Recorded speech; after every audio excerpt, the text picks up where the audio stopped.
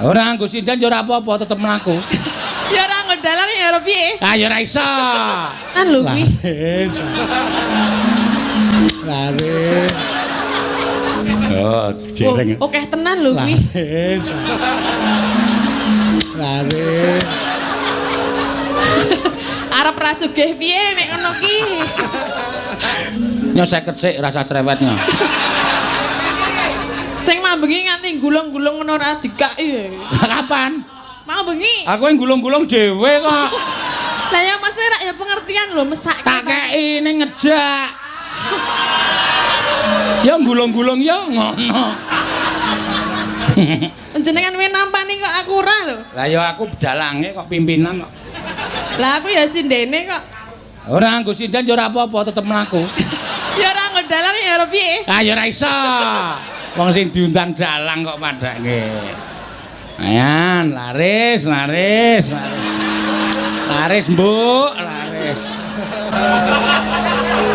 Oh, jereng. Oke tenan lho kuwi. Laris. Arep ra sugih piye nek ngono ki? Apa pek dhewe, apa masuk kantong, apa masuk kantong. Ah iya, aku arep masuk kantongku piye? Nah brenjol kok. Kene ya wis ra apa-apa. Ha iki suwe-suwe oke. Mbok 50 aku kok ya gampang toh tidak bisa. Loh, kok enggak jadi timbilen lho? Hah? Timbilen mata. Wis ben ora apa-apa. Kalau mayang piye nek timbilen? Ora apa-apa tetep weruh motor siji-siji kok. Angel belane angel. Oh ben ra ulet ya kena tenan nek. Aku dek mben kae nglumpuk kowe banget ya kena sinden, kena wiyaga wah. Ha piye iki carane ngene iki? Iya. Pritenan nang tasih Sing grame dhewe-dhewe kae ngendi? Pelem apa? Pelem rest area. Iya. Dadi le mangan ning omahku. Oh iya. Wis ora apa-apa. Ah omahku dusune jenenge Pelem Sewu kok. Ah iya. Ayo Tin, gentenan. Ya. Jumeneng Tin. Ya, iki ya sinden sing lagi naik daun, ning lagi gandeng awake semono daune petil. Terus tiba meneh. Iya. Ya ora apa-apa, heeh. Iki luar biasa lho. Gubuk Asmara Tatin, anggota DPRD Dapil 4. Ya, terus apa meneh? Mau konfrahmen Suminten Edan Tatin. Oh iya, wah edan tenan luar. Sindang Biru Tatin. Oh iya. Mori Putih Tatin. Apa? Mori Putih. Mori putih. Lagune anyar kuwi. Sing piye? Urung tersebar. Ya sing ditumpak ke kereta Jawa. Ora ndremes. Ora mbok ora sembrono. Ora sembrono kaya. Kuwi ming kertas tok. Kertas tok. Lah iya ket mau kertas tok kok. Sing mlebu sak mau? Wis direkomendasi karo Elisa. Ya nek Lisa ya ora apa-apa, nek aku ora. Kene. Kene apane? Lah kuwi. Apane sih? Sesuk nggo jajan ta? Kowe melu mangan ra sesuk? Melu. Ayo wis tak bayari. Ya ora, nek aku bayar dhewe ya iso kene. Asri? Ayo nggo kuwi ta? Lho ya ora. Tak bayarke engko ndak kesingsal. Nek sing jeneng rombongan ki nek dhewe-dhewe engko kae rombongan sapa? Ah aku kean omongan kok tak kelumpukke mangan bareng terus tak bayari nganggo dit iki. Jenengan ora isin po? Ora.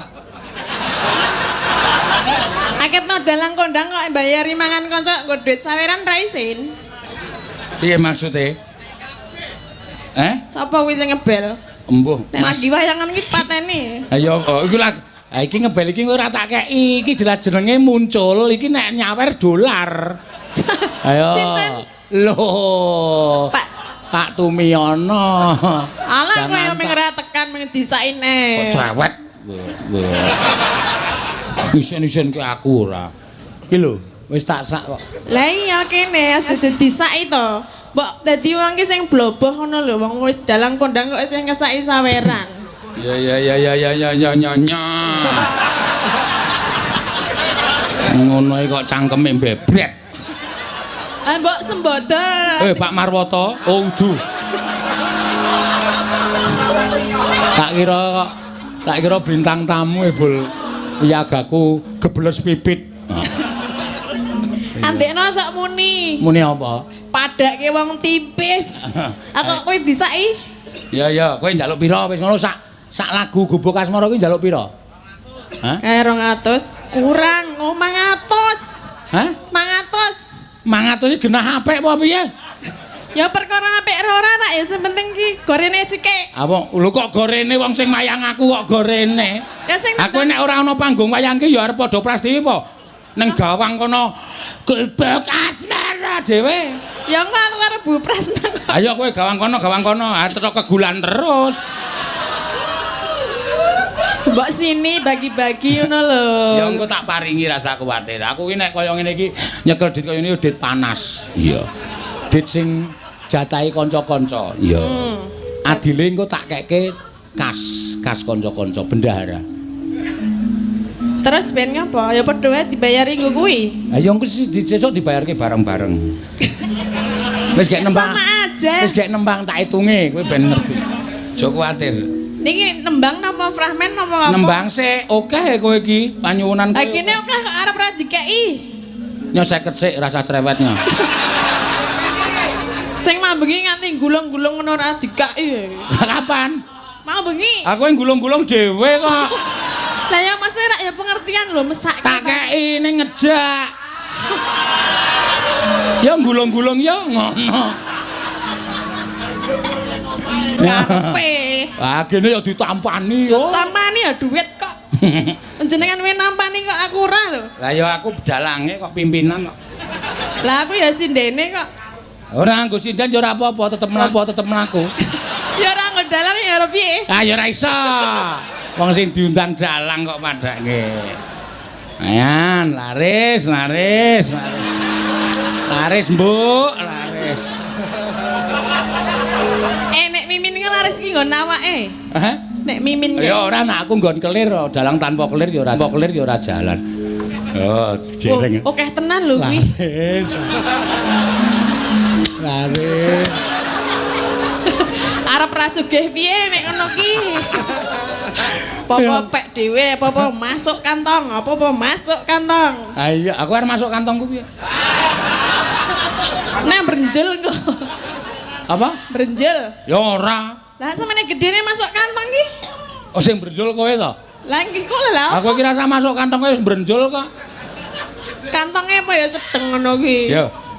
Apa? Nyingkar nyingkur. Kanggo bawa. Ayo. Oh tambahi 100. Oh iya. Padake cah tipis. Nya. Oke. Kok 50? Dene sik tak genahke.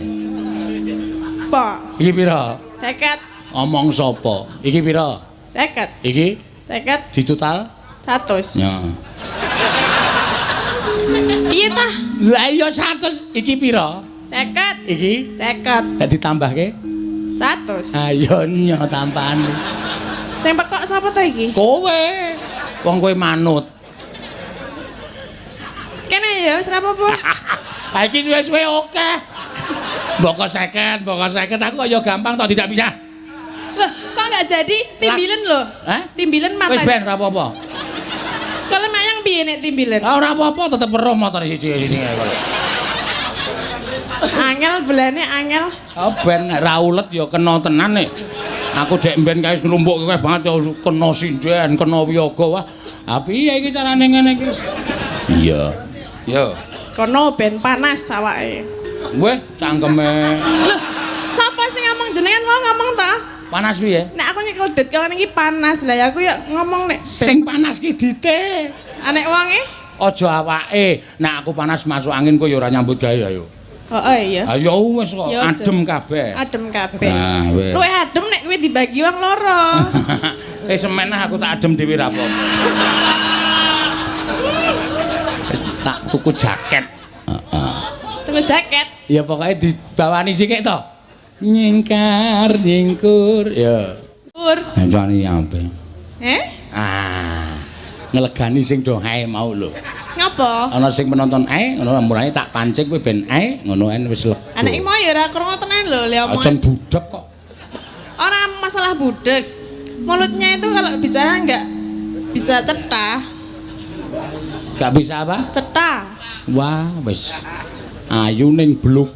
Heeh. Lah kok kok cetha jelas. Nggak bisa. Basa Indonesianya cetha itu jelas. Nggak bisa jelas. Nah, yo. Mulutnya. Karena itu kupingnya yang nggak kerunga. Saya leblok.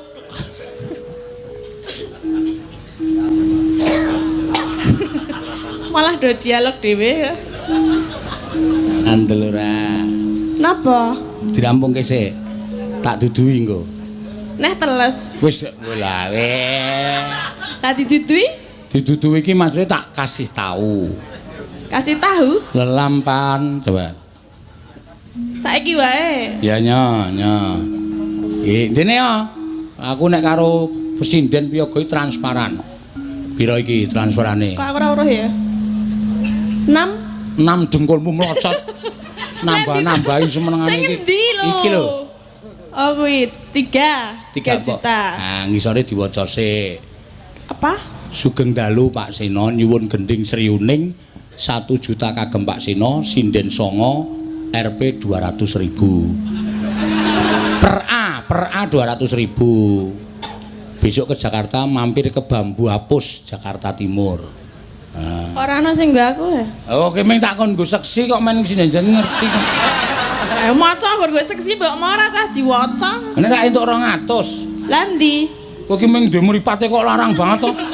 Lah jenengan Meng kon dadi seksi lho kok meng ndelokke ngono ora nganggo kekuatan lho kok matane didol larang. Lah jenengan ki ya urik bangket mau leh terus lho. Ayo mulane kok aku dadi dalang ye. Aku piye lek ngeprak ra iso ngeprak e. Oh malah banter lho. Lah kok iso? Wah, wong wedok ki ora ana ganjelane bas kok. Ngene. Malah banter nek wong lanang ki nek ra bener lelinggo, celeng. Napa kuwi? Ayo mbah. Sikile kena kejepit. Ayo. Sok cek ngono ki ana suarane, cek turuk. Apa iki? Cek turuk ngono kuwi. Kok totok Seneng banget. Pernah aku mayang ndak diindik saka kono lho. Jelas aku ndelok yakin. Delok apa? Ya ndelok lemu mayang. Saka kono, saka mburi kelir. Heeh, sangu utrek. Lah terus arep ngapa? Ayo ndelok saka mburi kok mbiyak iki lho. Nggo utrek ngono. Ngawur.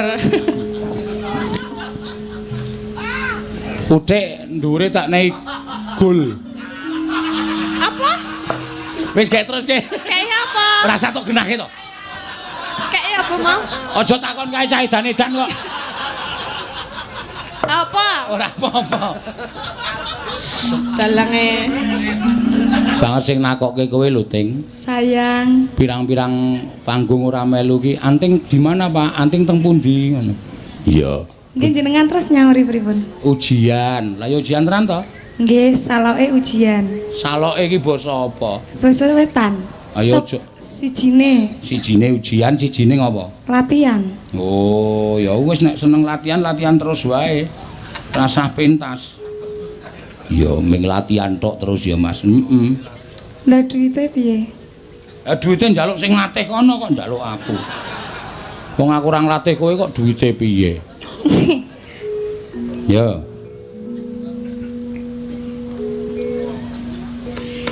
Mon memajen. Ya. Kon keruk jenor. Waduh. Kok nganggo keruk barang. Lah ngoten niku basane Pakde. Kon apa pasane kok? Kon keruk. Jan kon kro janur kuning. Nggih Pakde. Oh ya. Bahasa kaget aku. Wah, suarane elok ya, Mak. Oh, rupane ledek. Wes putih ya iki rada. Putih apa? Ming wedake kleru. Ah, wedak kirik tok nggo pupuran. Nek tuku wedak ki aja sing mereke Doris. Kae nggo ngilangi catak kirik. Emang kirek wedakan to, Pakde? Oh, catak iki gogro kabeh. Cataki napa? Catak iki kewan cilik kae tumo. Tengu. Udu. Nek tumo cilik, nek tengu cilik meneh. Tumo kowe nek nyindan sok tok kukur nganggo jungkat kae lho. Rak. Ora. Oh, biasane sok ukur nganggo jungkat kok. Kok ngerti kok ngemasne aku terus. Ya ora mung ngewaske kowe iki aku wis tuwa kowe iki sak anakku kok. Ngewaske kowe ya entuke apa? Ambok ngewaske sing pojok kae mah wareg.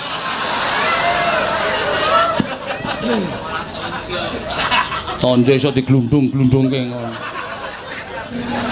Lah pripun? Makek binek kelamben lakek. Heeh. Lakek ya apa? Mbah. Alah gayamu ora ngerti. Ngerti kowe iki isih bayi takon-takon. Alah, saka mripate ngapusi. Alah, tak omong engko tak omongi nang omah wae. Ora ngene. Ya arep ngandani piye ngono lho carane. Ya nganu wae Pak De. Intine wae. Oh, ora ana intine lakek iki.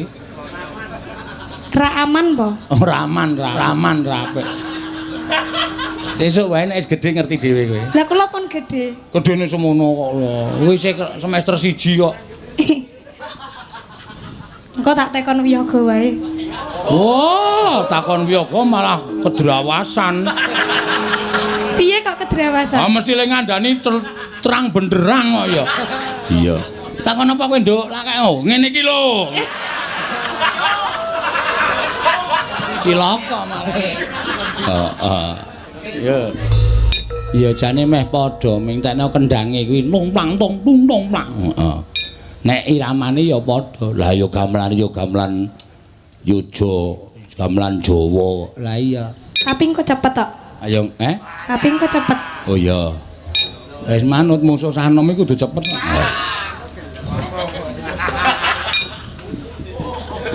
Ya. Emang nek tuwa kudu alon apa Pak De? Wah. Bocah iki lho. Wong urung umure kok takonane tekan ngendi-endi.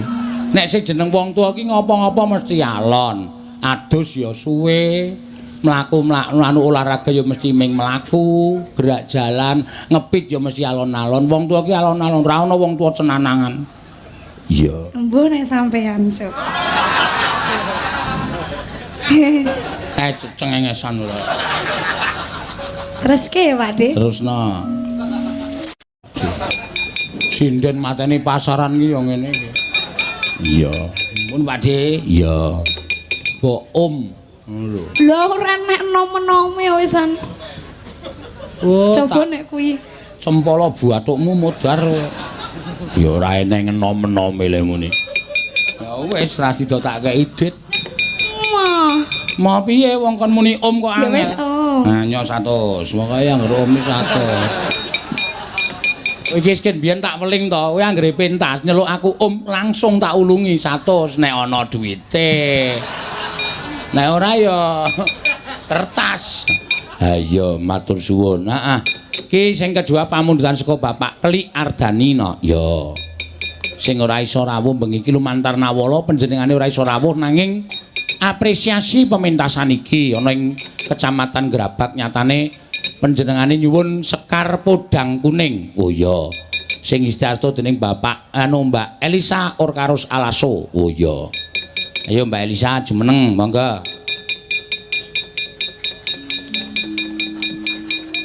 Mbak Elisa Orkarus Alaso. Ya iki sing sinden ra iso basa Jawa halus ya iki. Injek wonten dawuh menapa malimbak?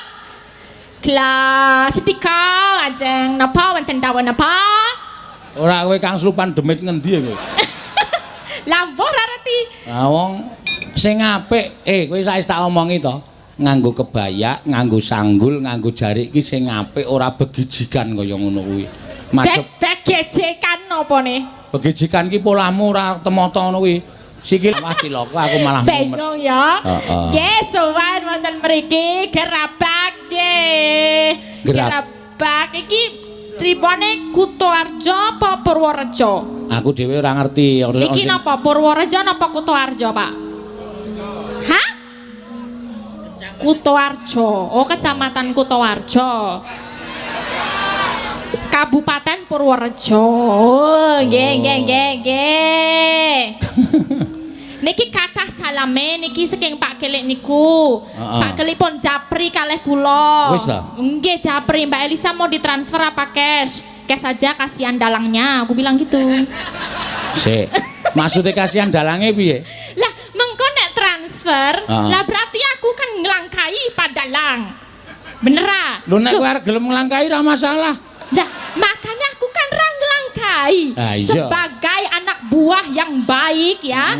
Nah, aku ngomong bosku adalah Padalang Seno Nugroho yang agung. Nah, monggo Pak Kes mawon mengke via Padalang. Terus neng nggon Japri piro? Neng nggon Japri.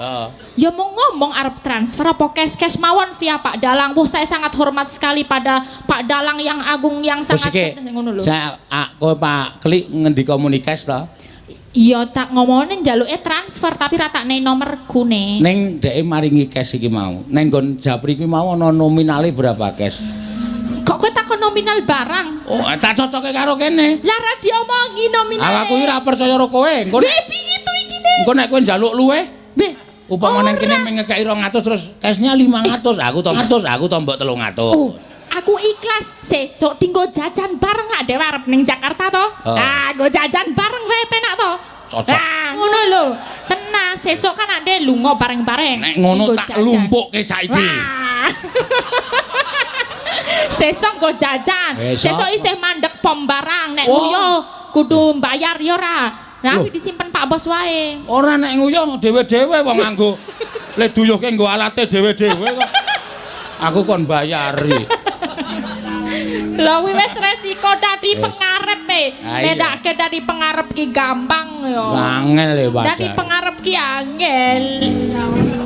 Yo, pokoke iki ono salame ora mung Pak Gelik, Pak Bambang sapa ya siki Pak sing nanggap sesuk tanggal 4 Januari dari Pak Bambang Suparno Jakarta. Salam untuk semua masyarakat Purworejo yang nanggap besok tanggal 4 di Jakarta. Neng Sunter. Iya. Jakarta. Sama dari Pak Ranto itu dari DPUPR Kabupaten Purworejo itu juga nggak bisa hadir. Wah, iki kok do klitih nomorku kok ngendi ya Pak? Aku ki bingung loh. Oh, artis. Kodon duwe nomorku loh Pak. Ora apa-apa. Ah, mesti iki tetep biangke roke Pak Seno iki.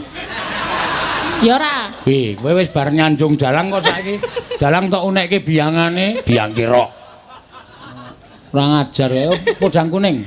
Ngopo kowe ndelok-ndelokke wis neng sak kabeh kok tok teliti. Pengen nanti nggih.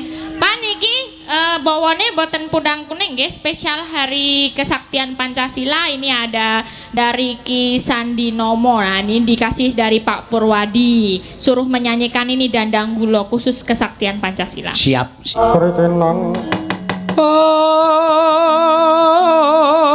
Ngomong onanggono makawya klarira wang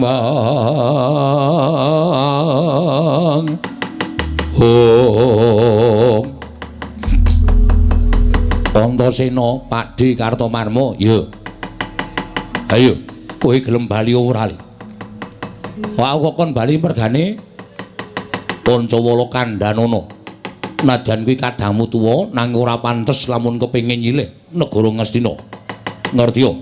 Lamun negara kuwi ora disilih-silihke dening sapa wae ing mengku bawat perintah negara ing Ngastina. Kuwi Kanjeng Koko Prabu. Yen kowe ora gelem semingkir apa krakon Kurawa wong atuhmu tegel karo kowe. Tak ajangi jembar apa Pakde. Nek Pakde niat arep gawe rekoso utawa arep ngundurke Antasena, aku rupak wani jembar wani. Nek nganti apa kang dadi penjaluke Kakang utawa gegayuhane Kakang Pancawala ora kelakon dosa. Nek nganti Antasena ora iso mbedah negara Ngastina, iso mujudake gegayuhane Kakang Pancawala. Yen ngono kowe wani karo wong tuamu Parasata Kurawa. Sing tak wedeli apamu? Ora minggat karep aku tibantangan pecah siramu. Jajal-jajalan Pakde menang sapa? Anak karo wong tuwa.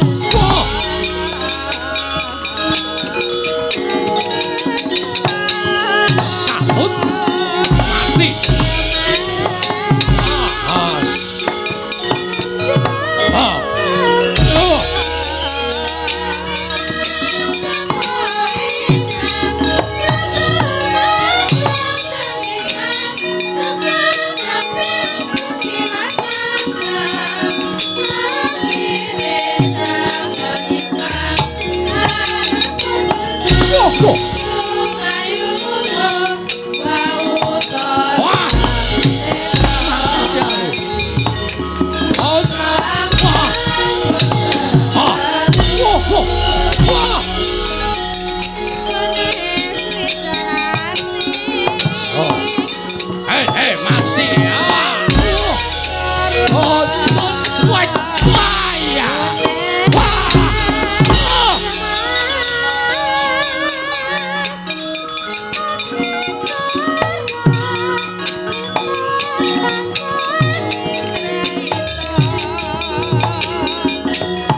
Mati, hei. Ayo. Matno sastra sing ora apa-apa.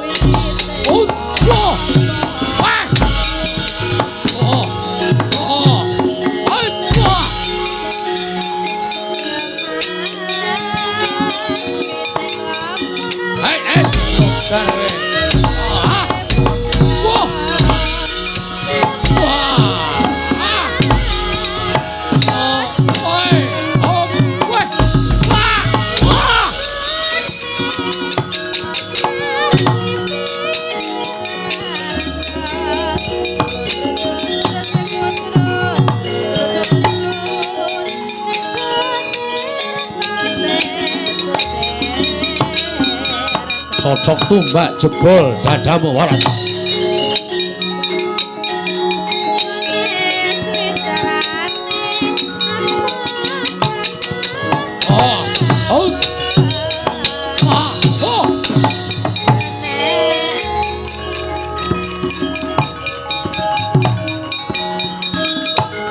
Mati. Balik ke.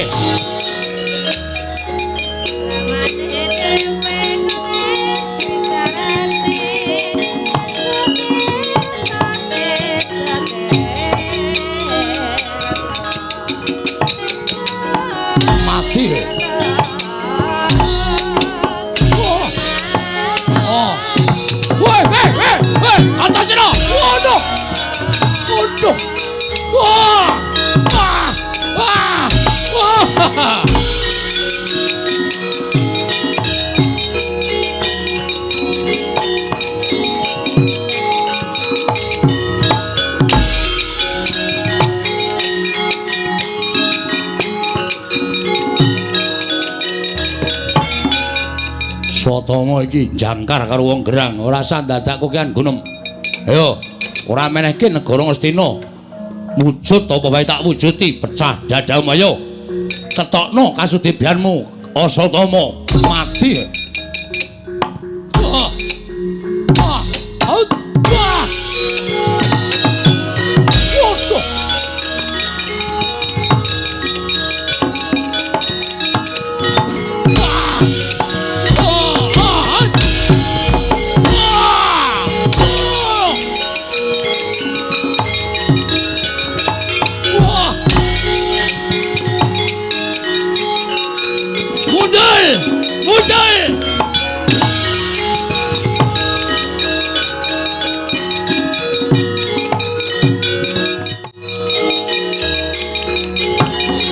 Pakde Durmagati, Antaséna. Mumpung iki dulung Patya gegel, kowe mundul. Mundur piye? Mundul ora can njaluk negara Ngastina. Nek kowe pengen negara tak bedahke, tak bandane latune ning aja Ngastina ya nggih, cah bagus. Pokoke Pak kakangku, Kakang Pancawala nek ora negara Ngastina dheweke emoh dadi ratu. Ora nek Kurawa kuwi negara Ngastina. Aja maju jen, Pakde. Kon ngrubut Antaséna. Anak Werkudara kalah karo Kurawa, meguru karo Kurawa 20 taun. Wah, kowe iki pancen ngeyel. Kowe ngerti ora aku sapa? Pakde Durmagati. Nek liyane tok anggap enteng lah masalah, nek aku aja tok anggap enteng le. Ayo, matno sastra jendramu, pecah dadamu. Yo, tibakno. Hai! Wah! Bajigol apa-apa. Edan. Modal we. Ayo, nggawa gaman. Oke, tunggu sini.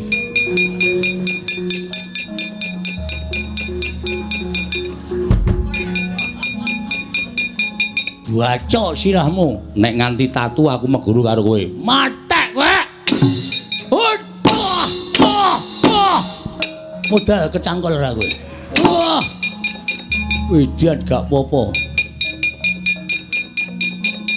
Bacok bendho sirahmu Dewano. Wah! Wedan. Glaji ndasmu. Tibakno.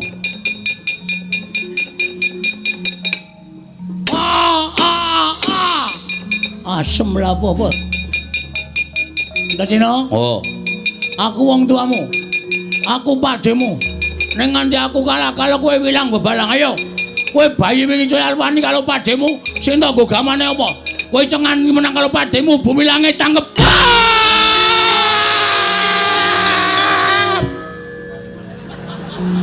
Bah.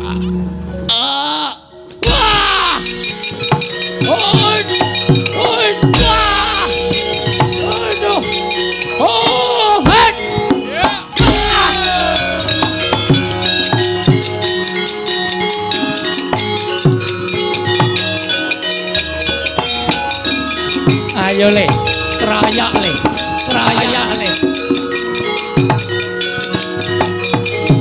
Ayo aja maju siji-siji. Kerayak ngger Antasena.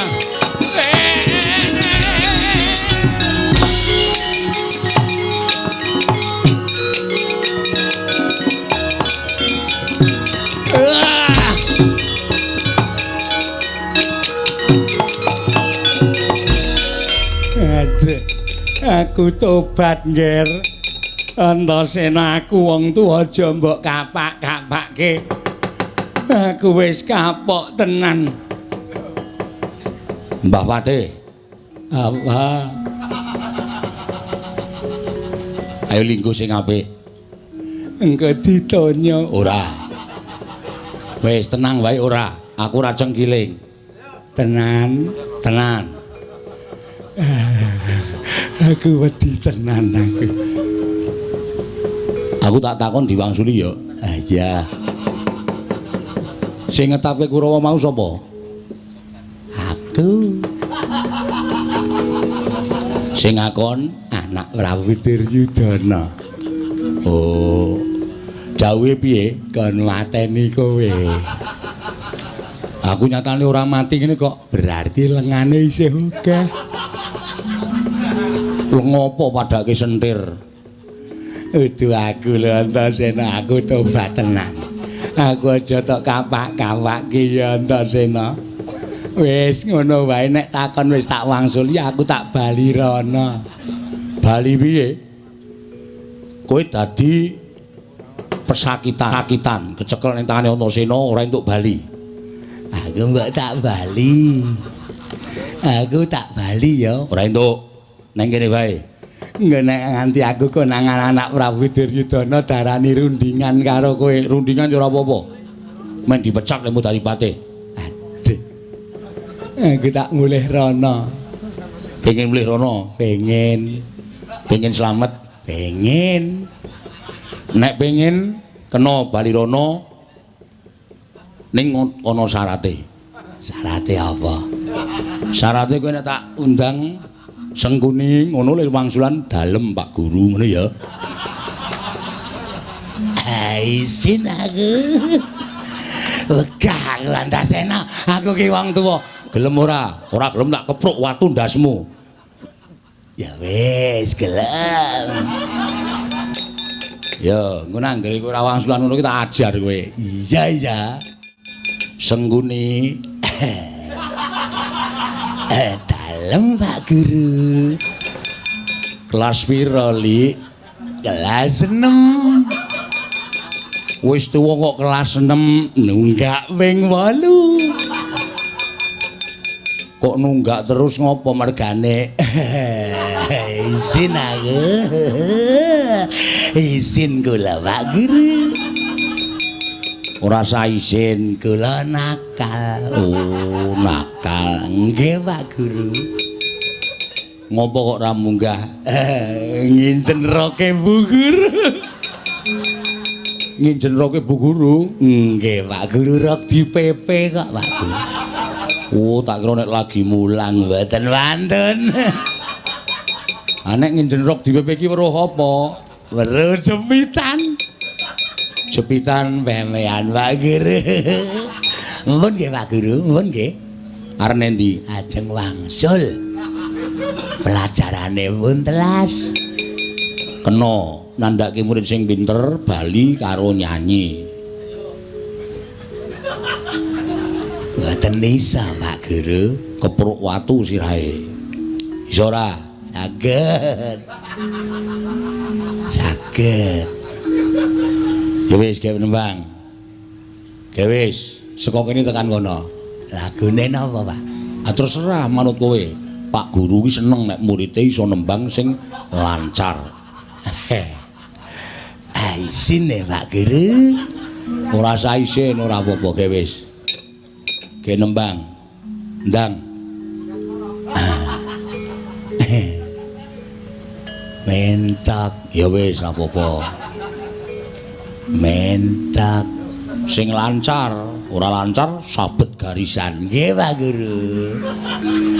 Karo ndono nembang, nek mandeg tak bandem watu kowe. Nggih. Mentak. Mentak. Tak kandhani Pak Guru. Ya. Iya ngerti nek mentok tak kandhani. Tak kandhani. Wong rupane Pak Guru. Oh tak ajar kowe, mboten Pak Guru. Bandem saka kene. Sini. Hamba aja ngetak ana kandhang. Wae, Dik Patih. Sampeyan iku patih lho. Patih ki wong nomor 2 teng negara Ngastina. Lah kok mentak. Apa ora isin ditonton kawula semene akeh? Tak kandhani mengrupa. Dik Patih, sampeyan niku ora kaya ngono ki to. Ah, kula isin, kula niku pendhita. Kula niku kanca sampeyan. Lah kok dadi sampeyan nyanyi mentak teng iki niku ora yo ki pirang-pirang ki to Dik Patih. Tak kandhani mung Dik Patih. Aduh, mbok ampun kaya ngoten ta Dik Patih. Mentak. Tak kandhani mung rupamu. Kula diduduki Antasena kon nembang. Oh, kula ketiban watune ya kok melu nembang iki jan. Ku karepe dhewe ra. Mentak.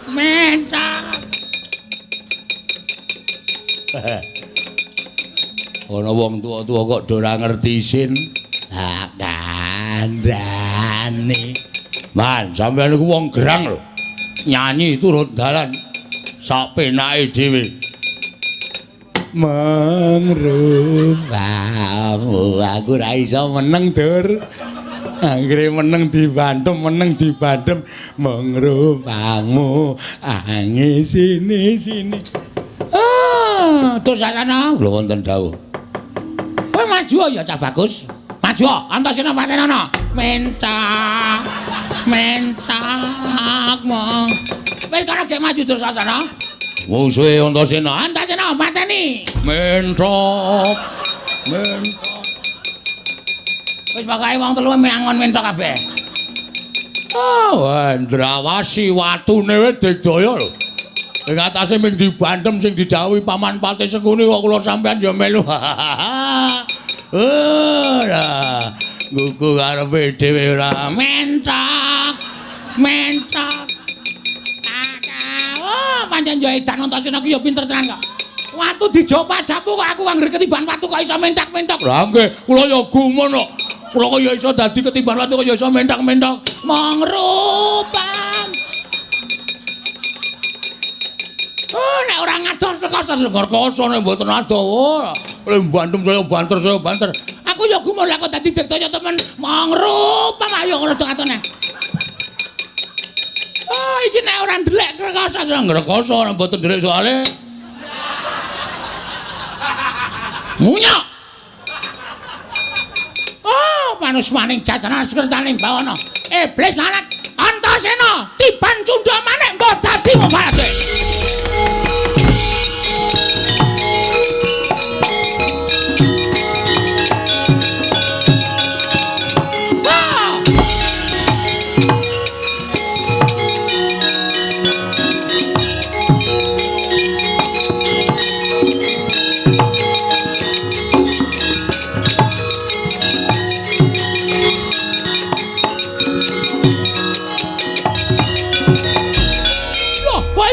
apa Antasena? Ana dewa welas, Mbah. Lah kenapa kok tak tibane cendha manik kok ora apa-apa? Lah iki cendha manik. Aja mati aku.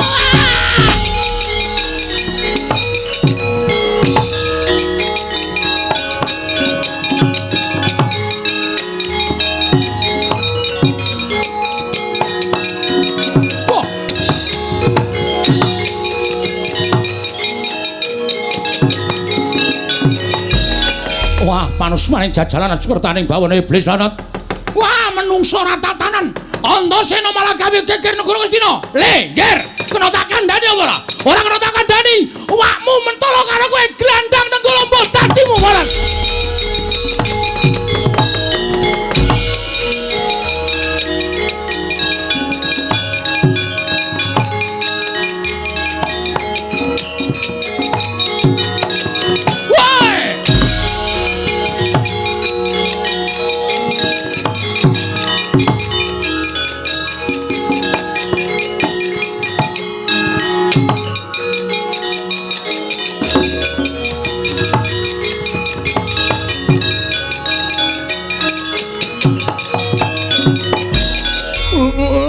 Setanas. Lele iki nenggala kok malah tangan kowe piye? Nenggala iki ampuh. Nek nggo mateni wong radu dosa ki ora gelem mateni, Pak. Lho, nyatane tiba ning tanganku. Piye? Lho, iki pusakaku. Lah iya aku ngerti arep piye. Tak jaluk. Amah. Lho. Komo piye? Emah kuwi nenggalaku tak jaluk. Ora bakal tak paringke, to tak caoske Siwa Mandura. Ora bakal tak caoske Siwa Mandura Siwa Baladewa. Iki wis ning tanganku. Tak jaluk Antasena. Ora tak jaluk, ora mati aku.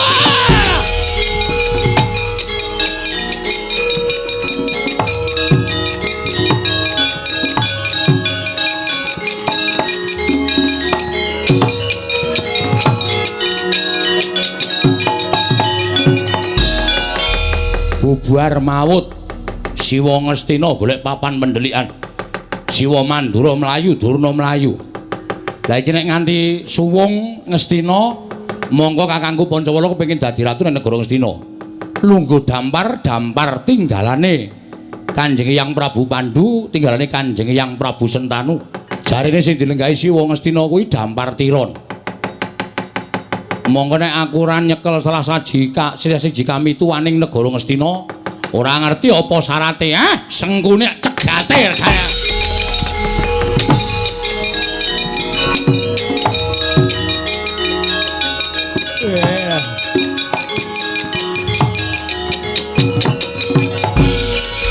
Wah, Antasena ngamuk.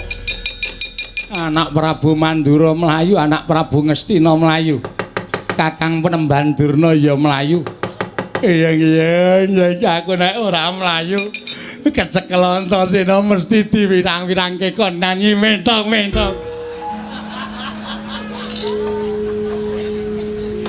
Apa Pak Guru? Arnendi ajeng wangsul. Arep bali kok malah dolan. Kuwi murid apa kuwi tak takon? Murid sae, Pak Guru. Murid apik dengkulmu mlocot kuwi. Ayo, Mbah, iki ora guru karo murid, denguk sing apik. Nggih. Nyuwun pangapunten, Ndara. Ndara sapa? Ngaku putumu kok Ndara. Ora usah kuwatir. Aku tekan kene iki nyekel kowe ora takon ngopo-ngopo. Lah terus Simbah Patih sing ngerti kahanan sejatine negara Ngastina. Nggih. Siwa Ngastina kae lenggah dampar tiron to, leres. Lajeng sapa Mbah sing kira-kira iso ngerti aku apa Kakang Pancawala kuwi pantes lu nggo dampar keprabon sing sejatine sapa? Ngastina menika nggadahi pusaka wujud gajah. Inggih menika Kyai Antisura. Kyai Antisura menika ingkang ngertos sinten ingkang benjangipun saged lenggah dampar kepraboning Ngastina.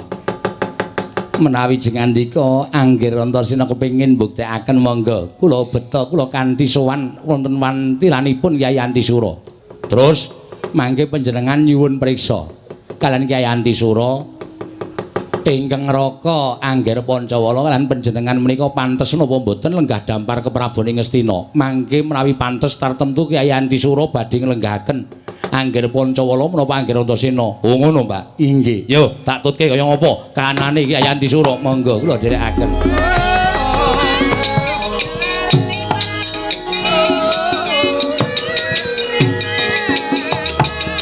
Sritenan